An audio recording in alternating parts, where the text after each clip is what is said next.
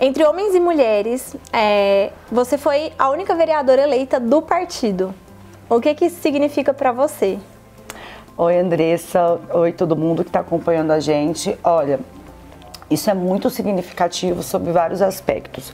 A política é um ambiente majoritariamente masculino e os partidos políticos de todos os espectros ideológicos, é importante dizer, são majoritariamente masculinos, na direita, na esquerda, no centro. E geralmente as campanhas de mulheres, as candidaturas de mulheres são desacreditadas, são desestimuladas e recebem pouco dinheiro na hora da divisão dos recursos obrigatórios. Comigo não foi diferente. A minha candidatura não era uma aposta, eu não estava entre os nomes que as pessoas achavam que seria eleita, muito pelo contrário. Você tinha uma lista ali de pessoas que eram dadas como certo e meu nome não estava lá, só tinha homens. E quando abriu a urna veio a surpresa, a única eleita foi eu, uma mulher, sem grana, sem dinheiro, não recebi financiamento do partido, fiz uma campanha colaborativa e fiquei com 1000 votos à frente do segundo colocado, que é homem, terceiro homem e assim por diante. E aí, por falar nisso da política ser majoritariamente masculina, como que você enxerga a reação dos seus colegas na Câmara em relação às pautas feministas que você aborda e que você luta por elas? Olha, eu tenho uma trajetória, uma caminhada em defesa das mulheres e das juventudes bastante consolidada. Então, isso me deu também a experiência de saber dialogar sobre essas pautas dentro do parlamento. Na maioria das vezes, os meus pares têm sido solícitos quando eu os procuro, porque eu consegui fazer uma construção política eu sou muito respeitada hoje pelos vereadores. Para você ter uma ideia, eu não tive nenhum projeto com relatório desfavorável ou pelo arquivamento ou pela rejeição da matéria. Todos os relatórios, todos os meus projetos foram relatados por homens até hoje e todos tiveram relatório favorável e todos os meus projetos que foram para votação foram aprovados em primeira e em segunda votação por unanimidade. Mas isso se deve muito a um esforço que a gente tem que fazer para conseguir consolidar essa parceria, um esforço que os homens que estão no mesmo lugar não precisam fazer, entendeu? E aí, por falar nessa questão de você lutar por pautas da juventude, da mulher, voltadas para os direitos humanos, principalmente das mulheres, você tem mais de 20 projetos, você entrou esse ano, né? Mais de 20 projetos voltados para a mulher. Por que você luta por essas causas? Nossa, Andressa, a gente precisa entender que não é o fato de eu ser mulher que me coloca com essa agenda de defesas. A gente sabe que tem, infelizmente, mulheres que ocupam espaços de poder, mas não usam esses espaços em favor de outras mulheres. Eu costumo sempre dizer que eu luto por todas as mulheres, mas não necessariamente ao lado de todas, entendeu?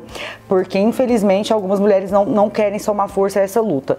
Mas no meu caso, como eu disse, eu sou uma mulher periférica, sem sobrenome importante, sem parente na política, sem padrinho político, órfã de pai.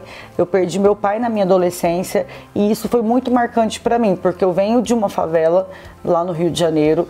Eu vi as mulheres que me cercaram, as mulheres que estavam no meu cotidiano, a boa parte delas foram abandonadas pelos companheiros, com os filhos nos braços. Então eu entendi a força de trabalho, de luta que essas mulheres têm.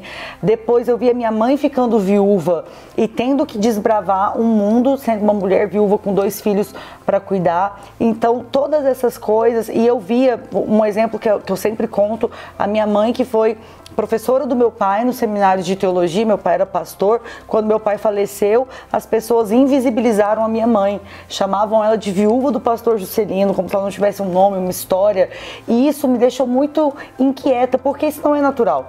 Não é natural que mulheres sejam assediadas, não é natural que eu, uma adolescente de 13, 14 anos na época, passasse na rua e os caras mexessem comigo, eu sem ter corpo de mulher, mente de mulher, tivesse esse tipo de abordagem.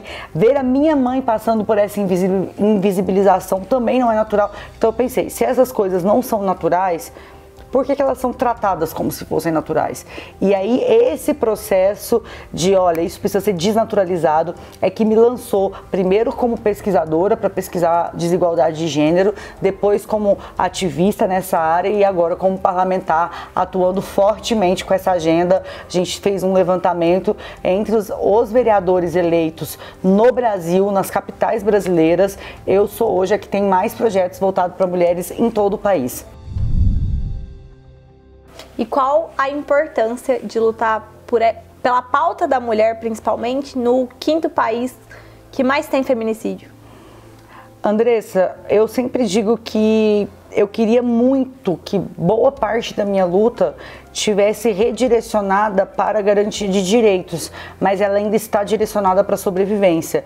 E isso é muito brutal, isso é muito pesado. Eu não queria estar falando sobre mulheres sobreviverem, eu queria estar falando sobre mulheres avançarem, eu queria estar falando sobre mulheres conquistarem, sobre mulheres ocuparem os espaços. Mas eu falo disso ao mesmo tempo que eu estou lá atrás, pensando, poxa, a gente precisa de condições básicas ainda para existir nesse mundo. Então, essa é a importância de ser uma das 5 parlamentares no Parlamento de Goiânia, de ter uma agenda dedicada a isso, porque não é só sobre os meus projetos de lei, é sobre não morrer quando eu estou na rua sozinha, é sobre não ser estuprada quando não tem ninguém ao meu lado, é sobre as mulheres que me acompanham, que são invisíveis, muitas delas, você nunca vai saber o nome delas, você nunca vai saber o sobrenome delas, mas elas estão, cada uma delas, fazendo uma revolução para estar viva. É sobre isso que a gente trabalha.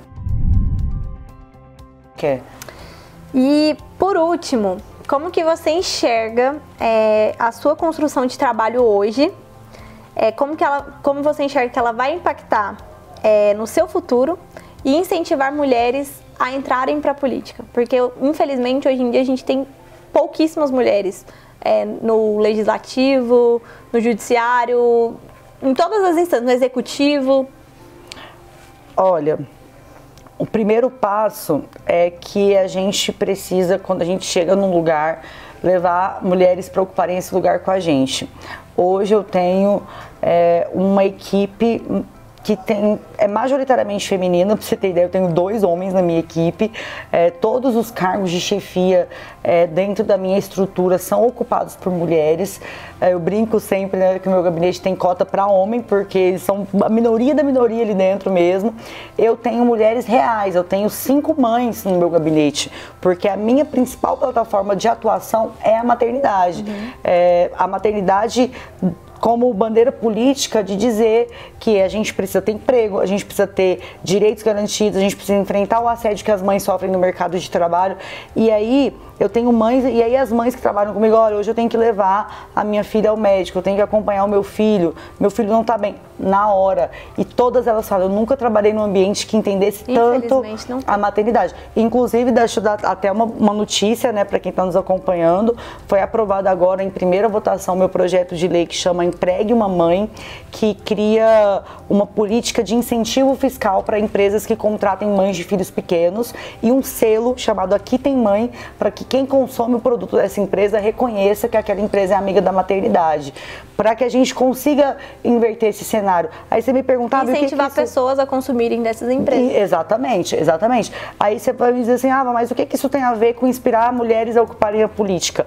Tudo, porque hoje nós estamos numa estrutura de exaustão tão grande que, para mim, eu te digo tranquilamente, como mãe que fui candidata, eu pensei em desistir diversas vezes. É muito brutal, é muito violento.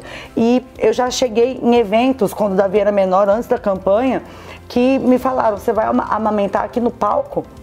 Evento que eu ia palestrar sobre mulheres na política. O organizador chegou em mim e falou, você vai amamentar aqui no palco, não é melhor você ir ali para trás? Então, essa construção para tornar a cidade mais justa, mais acolhedora e a vida das mulheres menos exaustiva na busca por sobrevivência é um passo fundamental para que as mulheres então tenham um respiro para pensar, vou ocupar a política. Porque primeiro a gente resolve o pré, para depois essas mulheres possam dar esse passo rumo aos espaços de poder. É isso, gente. Muito obrigada. Ava, agradeço demais a sua participação. A gente quer te receber sempre aqui para bater papo, não só sobre mulher, mas sobre todas as outras pautas que você aborda na Câmara. Muito obrigada. Eu que agradeço imensamente essa prosa maravilhosa e já coloco tudo que a gente está construindo à disposição desse lugar de comunicação com as pessoas, que é muito importante para que a gente consiga, como eu sempre digo, democratizar a democracia através da informação. É isso, muito obrigada, gente.